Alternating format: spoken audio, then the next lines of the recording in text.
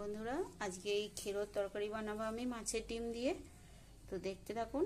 এইগুলো আমি অ্যাড করবো এই সবজিটার মধ্যে। তো কিভাবে বানাই চলুন দেখে নেওয়া যাক। তো বন্ধুরা, এর জন্য নিয়ে নিয়েছি আমি 100 গ্রাম মাছের ডিম। এই মাছের ডিমটা ভেজেই আমি ওই তরকারিটা বানাবো। তো বন্ধুরা, এই যে এর সাথে হবে উচ্ছে ভাজা, আর হবে টমেটো মসুরের পাতলা পাতলা ডাল, আর এই যে খেরো আলু আমি কেটে নিয়েছি, আর তার জন্য যে সমস্ত মশলাপাতি লাগবে সেগুলোও আমি নিয়ে নিয়েছি। তো এবার দেখতে থাকুন আমি কিভাবে বানাই। তো বন্ধুরা, খেরোর তরকারি করার জন্য আমাদেরকে সর্বপ্রথম যেটা করতে হবে সেটা হচ্ছে খেরো আর আলুটাকে একটু নুন দিয়ে ভালো করে সিদ্ধ করে নিতে হবে।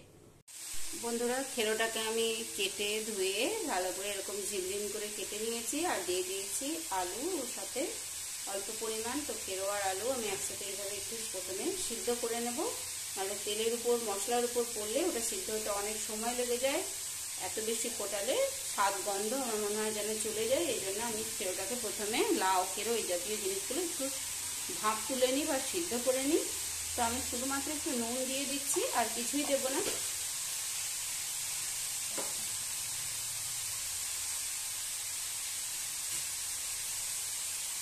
নুন দিয়ে ভালো করে নাড়াচাড়া করে নিয়ে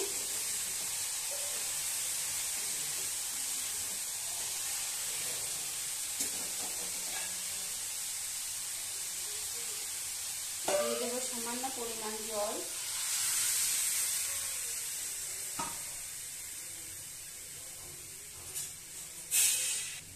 এবার দিয়ে দেবো একটা চাপা ঢাকা। তো একটু কমে যাক, তারপর আমি এটাকে উল্টে পাল্টে দিচ্ছি।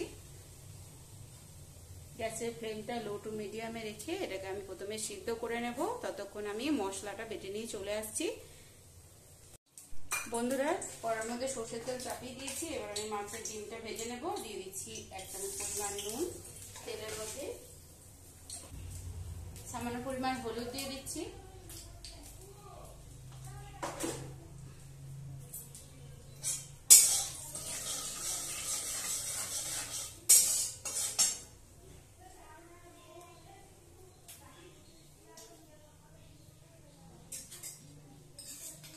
এবার তেলের মধ্যে ভালো করে চটকে রাখা মাছের ডিমটা আমি দিয়ে দিচ্ছি।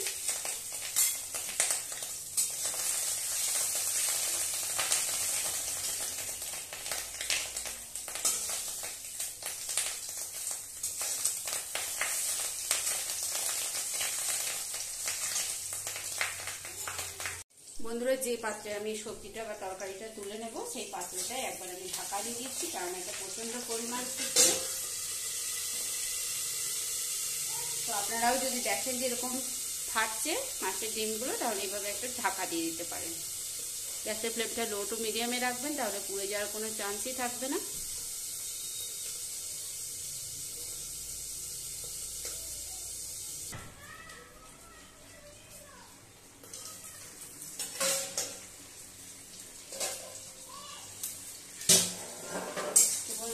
মাছের ডিমটা আমার ভাজা ভাজা হয়ে গেছে।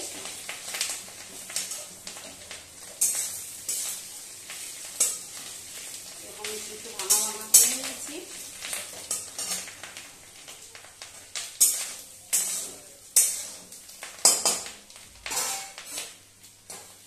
এবার উঠিয়ে নিচ্ছি।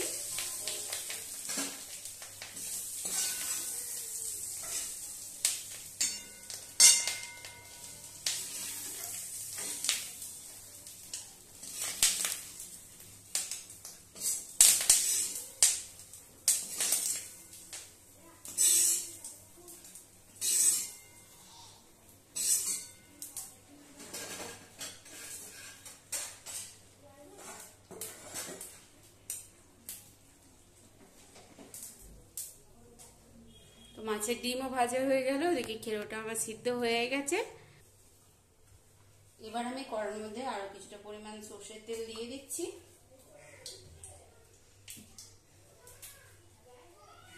তো বন্ধুরা, তেলটা গরম হয়ে গেছে।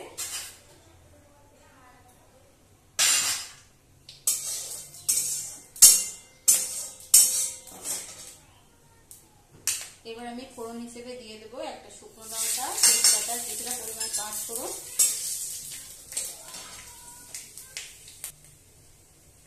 বন্ধুরা, ফোড়নটা ভাজা হয়ে গেছে। সাইজের একটা পেঁয়াজ কুচানো,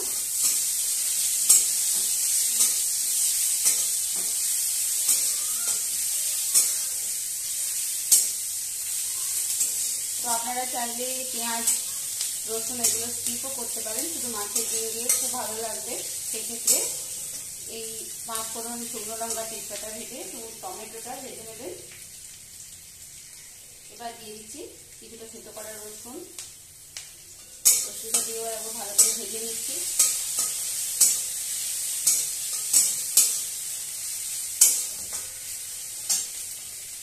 এবার দিয়ে দেবো আদা কাঁচা লঙ্কা বাটা,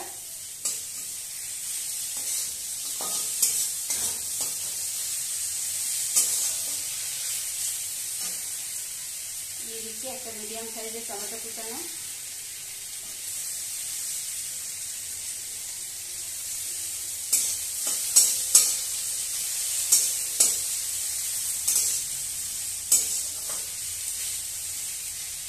টমেটো দেওয়ার পর আমি যেটা দিয়ে থাকি নুন, মিষ্টি আর হলুদ, যেহেতু আমি ওই ফেরত সেদ্ধ করার সময় নুন দিয়েছিলাম তাই নুনের পরিমাণটা খুব অল্পই দিলাম।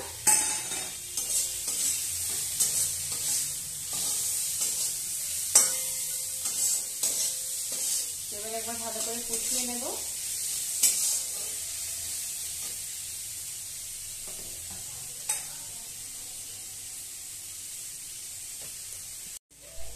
তো বন্ধুরা, মশলাটা ভালো করে কষানো হয়ে গেছে, টমেটোটা মেল্ট হয়ে গেছে। এবার আমি ধনে জিরের বাটনাটা দিয়ে দিচ্ছি।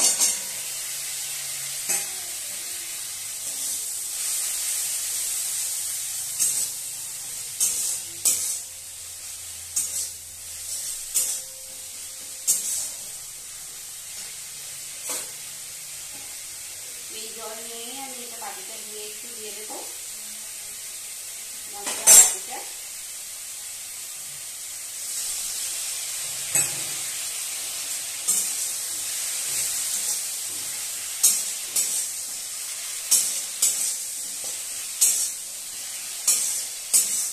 শুরু করেছে, এবার আমি সিদ্ধ করে রাখা এটা দিয়ে দিচ্ছি।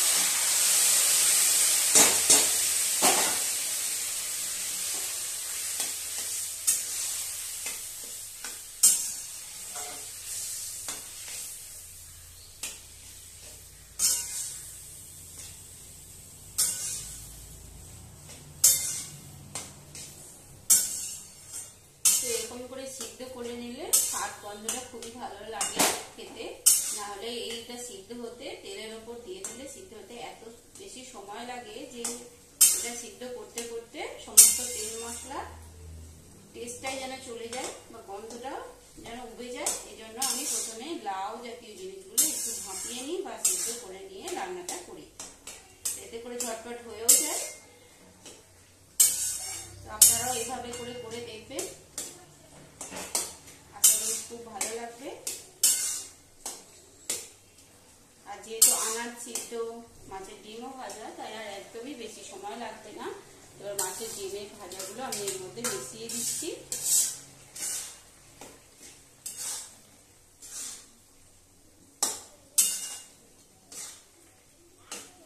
এভাবে করে মাছের ডিম দিয়ে একবার ফেরত তরকারি অবশ্যই খেয়ে দেখবেন।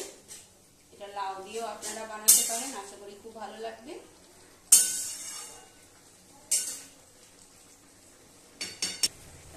বন্ধুরা, এবার চামচের সাহায্যে একটু ম্যাশ করে দিচ্ছি আর এই বড়াগুলো একটু ভেঙে মিশিয়ে দিচ্ছি।